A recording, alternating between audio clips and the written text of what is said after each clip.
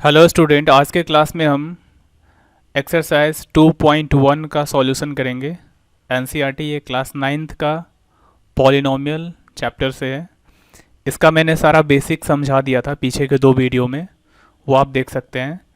First question ये है, which of the following expression are polynomial in one variable and which are not, state reason for your answer.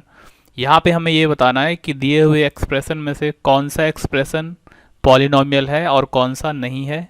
साथ ही इसके हमें reason भी बताना है कि क्यों है और क्यों नहीं है। तो जैसे फर्स्ट क्वेश्चन है 4x² माइनस 3x प्लस 7। तो इसका फर्स्ट जो क्वेश्चन है 4x² माइनस 3x प्लस 7। तो यहाँ पे हमें ये चेक करना है कि इसमें जो वेरिएबल है एक्स वेरिएबल है, इसके पावर में पॉजिटिव इंटीजर होना चाहिए, 2 है, यहाँ पे पावर 1 है। तो इसलिए ये जो होगा एक पॉलिनोमियल हो जाएगा। इसमें ये पॉलिनोमियल है क्योंकि इसका वेरिएबल का पावर एक पॉजिटिव इंटीजर है। लिख लेंगे it is a polynomial, it is a polynomial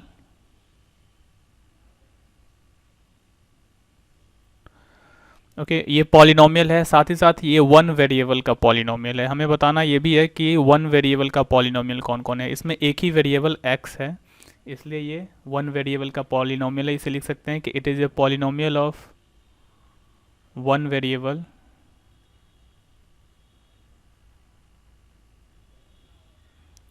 x। इसके अंदर x जो है एक वेरिएबल है और x वेरिएबल में ये एक पॉलिनोमियल हो गया।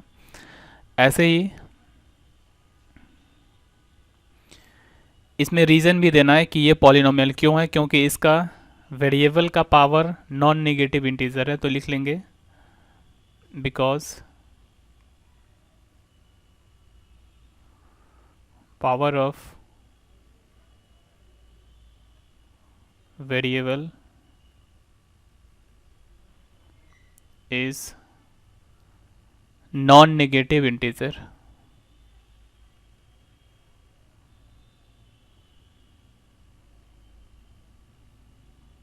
ओके इसलिए ये एक पॉलिनोमियल है। सेकेंड क्वेश्चन है y² plus √2। Second question y² plus √2।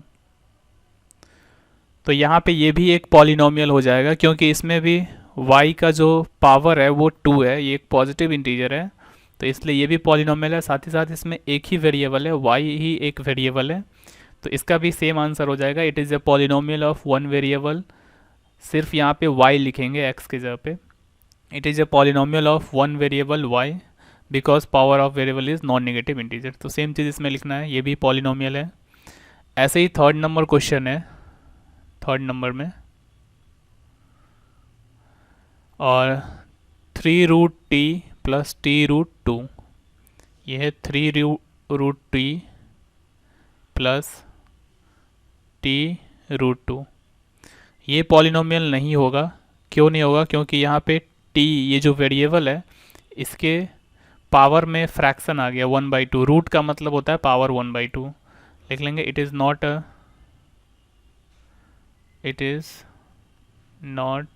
A polynomial.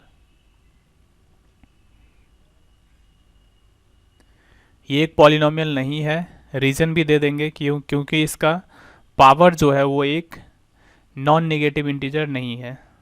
तो लिख सकते हैं बिकॉज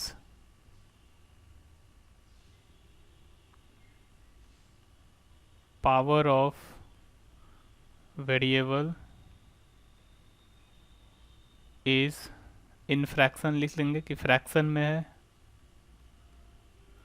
जो वेरिएबल है इसका पावर फ्रैक्शन में है। रूट का मतलब होता है कि पावर इसका 1/2 है, फ्रैक्शन में है और ये एक पॉजिटिव इंटीजर नहीं है, इसलिए ये एक पॉलिनोमियल नहीं होगा।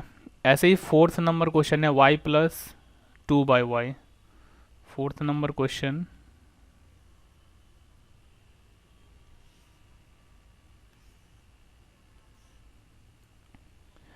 फोर्थ नंबर क्वेश्चन है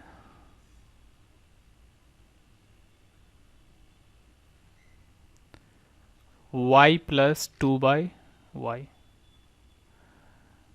तो यहाँ पे ये y प्लस 2/y है, इस y को जब ऊपर करेंगे तो ये 2y का पावर -1 हो जाएगा।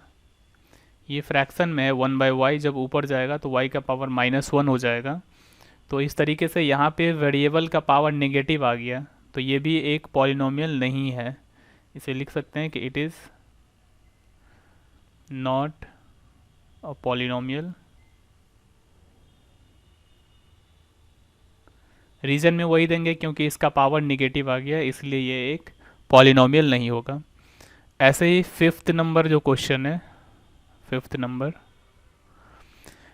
इसमें x का पावर 10 प्लस y का पावर 3 प्लस t का पावर 50। तो ये तो पॉलिनोमियल है, लेकिन ये वन वेरिएबल का पॉलिनोमियल नहीं है, ये थ्री वेरिएबल का पॉलिनोमियल है। इसमें x भी वेरिएबल है, y भी वेरिएबल है और t भी वेरिएबल है। तो इसे लिख सकते हैं कि it is not a polynomial of one variable, it is not a polynomial of one variable.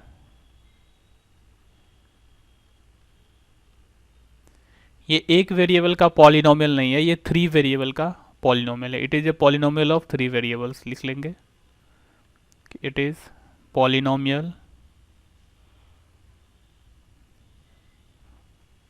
Of three variables x, y and t। इसके अंदर तीन तीन वेरिएबल है, x, y और t। तो ये फर्स्ट क्वेश्चन था। ऐसे ही सेकेंड नंबर क्वेश्चन पे आते हैं। सेकेंड नंबर क्वेश्चन है right the coefficient of x square in each of the following. हमें इसमें एक्स स्क्वायर का कॉफिशिएंट बताना है कि क्या होगा। तो मैंने बताया था पिछले वीडियो में भी कॉफिशिएंट के बारे में। जैसे अगर इसमें हमें कॉफिशिएंट बताना है फर्स्ट नंबर क्वेश्चन में 2 plus x square plus x, तो जिसका भी कॉफिशिएंट बताना हो एक्स स्क्वायर का कॉफिशिएंट, तो इसको यहाँ से हटा दे तो इसके बगल में क्या है, कुछ भी नहीं है, यानी कि 1 है, तो इसका कॉफिशिएंट हो जाएगा 1। फर्स्ट नंबर का जो कॉफिशिएंट होगा एक्स स्क्वायर का 1 हो जाएगा। ऐसे ही सेकेंड नंबर में एक्स स्क्वायर का कॉफिशिएंट हमें निकालना है, तो एक्स स्क्वायर के बगल में क्या है, -1 है यहाँ पे, तो इसका हो जाएगा -1। ऐसे ही थर्ड नंबर क्वेश्चन में एक्स स्क्वायर है, तो इसको हटा करके यहाँ पे क्या दिखाई दे रहा है, π/2, तो इसका कॉफिशिएंट हो जाएगा π/2। ऐसे ही फोर्थ नंबर क्वेश्चन में एक्स स्क्वायर है ही नहीं। जब किसी टर्म में जिसका भी कॉफिशिएंट पूछा जा रहा हो अगर वो नहीं हो तो फिर वहाँ पे उसका कॉफिशिएंट 0 हो जाएगा, क्योंकि यहाँ पे हम ऐसे लिख सकते हैं 0x², इस तरीके से लिख सकते हैं, क्योंकि यहाँ पे एक्स स्क्वायर है नहीं इस टर्म में, लेकिन अगर लिखना चाहे तो प्लस के साथ 0x² लिख सकते हैं। तो इस तरीके से एक्स स्क्वायर का जो कॉफिशिएंट होगा वो 0 हो जाएगा। तो ये सेकेंड नंबर क्वेश्चन था। ऐसे ही थर्ड नंबर क्वेश्चन पे चलते हैं। थर्ड नंबर क्वेश्चन है give one example each of a binomial of degree 35 and a monomial of degree 100।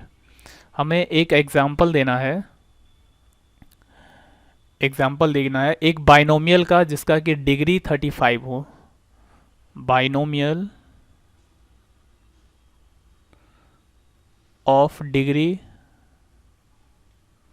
35। तो मैंने समझाया था बाइनोमियल का मतलब होता है जिसमें दो टर्म हो, तो हमें ऐसा पॉलिनोमियल लिखना है जिसके अंदर दो टर्म होना चाहिए, साथ ही साथ डिग्री उसका 35 होना चाहिए। तो सिंपल सा कोई भी लिख सकते हैं, x का पावर यहाँ 35 लिख लेंगे, डिग्री 35 हो गया। दो टर्म हमें करना है तो यहाँ पे कुछ भी लिख सकते हैं, 1 लिख लेंगे, 5 लिख लेंगे। तो ये एक बाइनोमियल है और इसका डिग्री 35 है।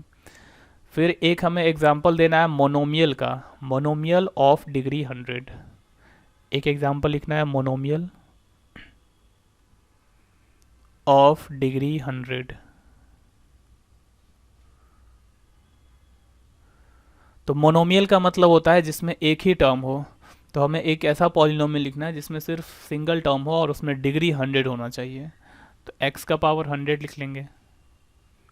ये एक मोनोमियल है जिसका डिग्री 100 है। तो ये थर्ड नंबर क्वेश्चन था। ऐसे ही फोर्थ नंबर क्वेश्चन पे और देखते हैं, right the degree of each of the following polynomials. इसमें हमें डिग्री बताना है सारे पॉलिनोमियल्स का। तो जैसे फर्स्ट नंबर है 5x³ plus 4x² plus 7x।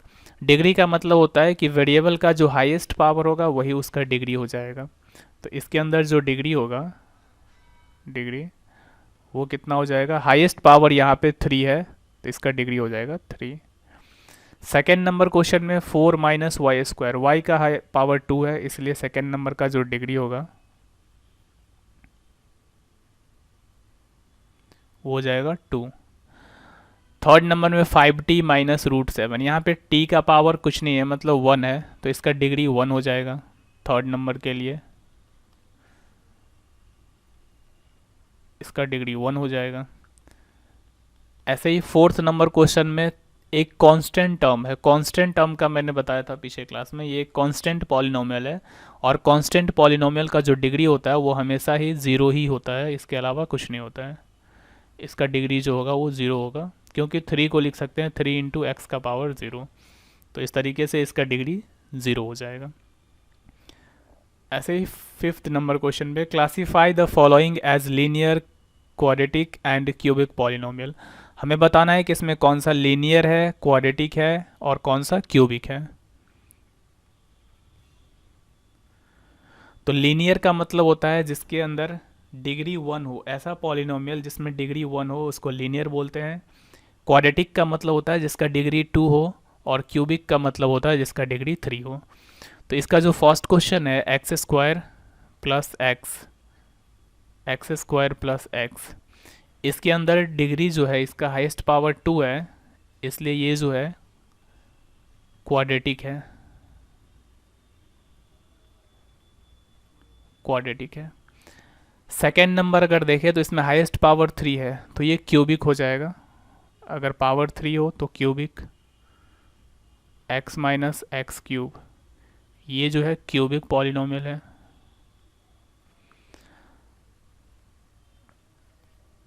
Third number में y का हाईएस्ट पावर 2 है तो ये क्वाड्रेटिक हो जाएगा, y plus y power 2 plus 4, तो ये हो जाएगा क्वाड्रेटिक।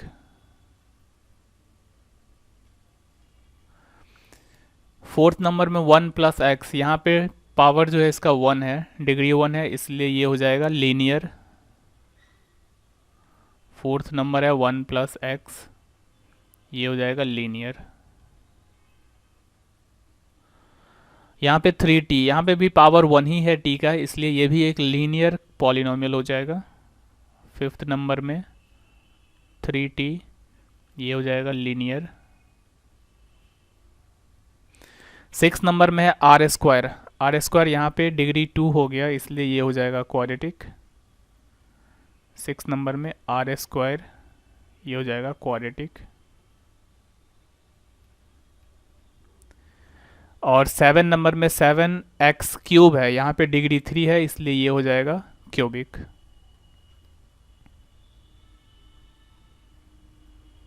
ये होगा क्यूबिक। तो ये एक्सरसाइज 2.1 का सारा मैंने पांचों क्वेश्चन करा दिया। अब आगे का कंसेप्ट समझेंगे नेक्स्ट वीडियो में, फिर इसके बाद का एक्सरसाइज करेंगे।